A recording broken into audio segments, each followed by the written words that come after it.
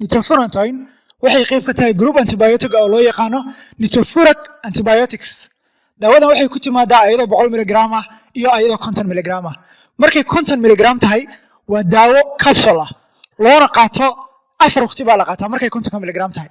marka ay tahay 100 mg waa daawo modified release nitrofurantoin oo ah jirka yar bay soo galaysaa oo yar baa loo sii daayaa. laakiin tan 50 mg si toos ah bay jirka u soo galaysaa 4 waqti ayaa la qaataa. nitrofurantoin sida caadiga qofku wuxuu qaadanayaa 5 maalmood ilaa 7 maalmood. gabadha markay uurka leedahay tusaale waxaa la siiyaa 5 maalmood. gabadha aan uurka lahayna 7 maalmood bay qaadan kartaa. raggana 7 maalmood bay qaadanayaan sida caadiga ah.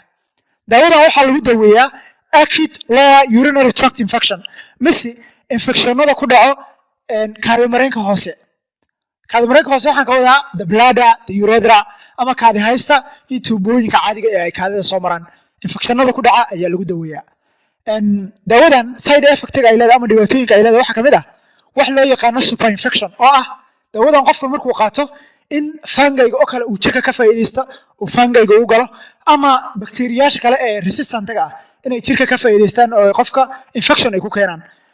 dhibaatada kale keeni karto waxaa ka mid ah cadaadiska dhiigga aadaya maskaxda ayay kor u qaadaa. waa common side effect-ga. waa saameynta caadiga ee la arka.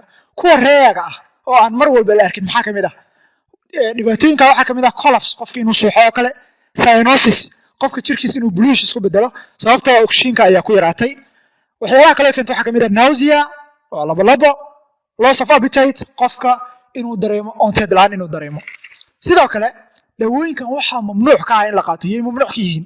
waxay mamnuuc ka yihiin dadka keliya xanuunka qabo ama qaba wax loo yaqaan renal insufficiency keliya xanuunka. sidoo kale waxay mamnuuc ka yihiin qofka xasaasiyad ku qaba daawooyinka loo yaqaan nitrofurantoin. daawada nitrofurantoin way isticmaali kartaa gabar uurka leh iyo gabadha nuujinaysaba. laakiin gabadha uurka leh bisha ugu dambayso 30 maalmood ee uurka ugu dambayso lama siiyo sababtoo ah ilmaha ayay waxay ku keentaa wax loo yaqaano hemolytic anemia. hemolytic anemia waa maxay? waa dhiigga oo la burburiyo asagoo aan gaarin 120 maalmood mise 4 bilood.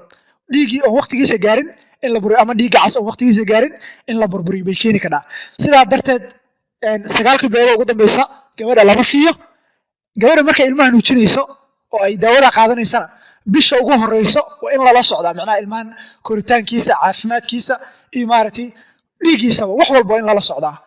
cashirkeen intaasaan kusoo koobiyaa. ila socdo follow my YouTube, subscribe saar YouTube-ka, TikTok-ana iga soo raaca. hala ila socdo.